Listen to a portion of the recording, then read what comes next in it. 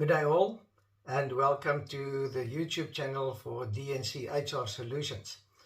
In this session today, we would like to discuss discrimination and the liability of employers.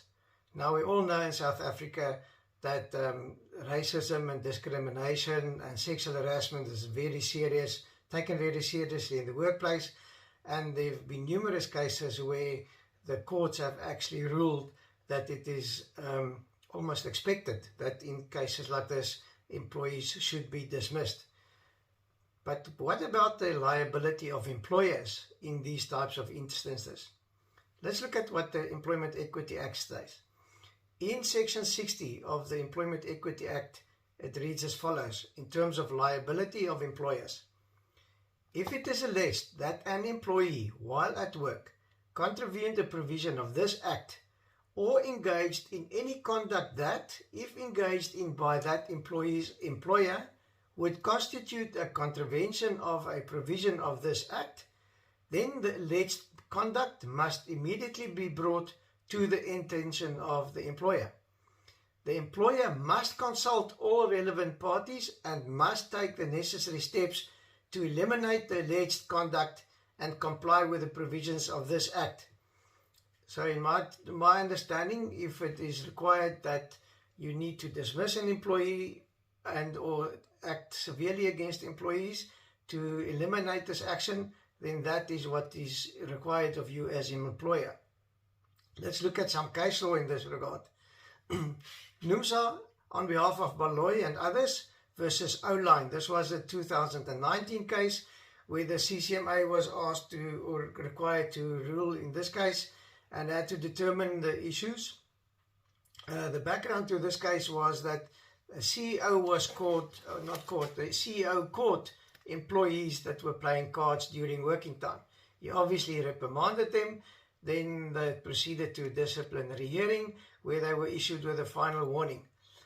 But due to the wisdom of the union, the employees raised a grievance that morning, the day of the hearing, with alleged racism and insulting behavior, comments made by the CEO when he actually reprimanded them. Now, in this case, it was found that that these allegations were false, and the employer then proceeded with a second charge, which was for the false racism remarks or allegations, and the employees were dismissed. Now, like you all know, an unhappy employee doesn't always accept a dismissal, and the employees referred the matter to the CCMA. And the allegation was, one of the issues that they raised was that these racism remarks were made in Afrikaans. The commissioner ruled as follows. First thing that the commissioner concluded was that the racial allegations were as a defense to the disciplinary action. So this was not true racial or allegations for racism and or derogatory remarks, but it was in defense of disciplinary action. We see that quite often when there's a grievance or disciplinary action against an employee, then they respond with allegations of false racism. Now, in this case, interesting enough, it was found that the CEO could hardly even speak Afrikaans. So obviously the allegations of the employees that the CEO actually insulted them and made the racial comments in Afrikaans fell through, and the commissioner found that the dismissal was substantively fair. But let's look at some of his comments as commissioner. Powerful words. The commissioner stated as follows: accusations of racism in today's society could cause irreparable reputational damage, as well as end the CEO's career at the employer. The employees showed no remorse for their conduct, and as such, their dismissals were both substantively and procedurally fair. In the case of Saku versus Chlorchem in 2007, employees were also dismissed for having made false allegations of racism. Now again, the employees referred this matter to the bargaining council, where the council commissioner upheld the decision of dismissal, the fairness, and the employees ended up in the labor court. Now, in this case, the judge ruled as follows. Falsely accusing a person of racism threatens racial harmony at the workplace. It is racially offensive, abusive, and insulting. Such accusations, therefore, deserve strong discipline. And my understanding of strong discipline would also be dismissal, could very well be justified in most of these cases. Now let's look at the catch as I referred to earlier. Section 60, subsection 3, in terms of the liability of employers, states as follows.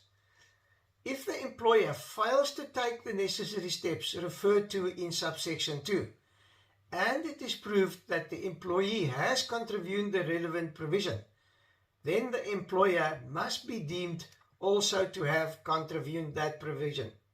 So if one of your employees actually makes racial remarks or derogatory remarks or commits sexual harassment, and you as the employer fail to respond and take the necessary steps to prevent that, then it shall be deemed as if you have also as employer contravened that provision.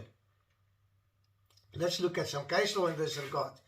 Case of Liberty Group versus Margaret Masango in the Labour Court in 2015. The court was requested or required to deal with a case of unfair discrimination arising from sexual harassment against the employee. In this matter, it was actually found that the employee had been harassed on at least 4 occasions by her supervisor. Now again, what the judge said was Section 60 of the Employment Equity Act provides for liability of employers who fail to take all reasonable steps to ensure that employees do not contravene the Act. He went further to say that this employer failed to recognize the serious nature of the misconduct, was disinterested in resolving the issue in the prescribed manner, and did not protect its employee against such unfair discrimination. The employer's appeal was dismissed with costs, and it was ordered to pay the employee damages to the amount of 250,000 rand.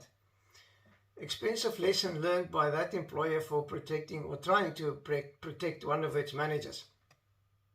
There was another case in 2011, Bigger versus City of Johannesburg, also with regards to breach of Section 60 of the Employment Equity Act. And in this case, it was actually much wider than just one individual. And yet it was commented as follows. The employer failed to take all steps necessary to eliminate racial abuse perpetrated by its employees. Okay. A very recent case, 2019, in the Labour Court, where the judge ruled in favour of solidarity. Now, the background to this case was a female police officer. 2 of her colleagues made false racial allegations against her. She raised this matter with her seniors, who then failed to take action, and then this matter was referred to the Labour Court. In this matter, what the Labour Court, the judge ruled against SAPS was as follows.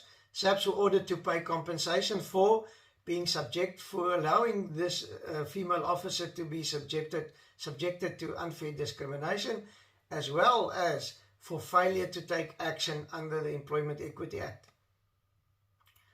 So we can see that there's enough case law in South Africa to compel employers to take disciplinary action, not only for false allegations, but also for sexual harassment, discrimination, and the like.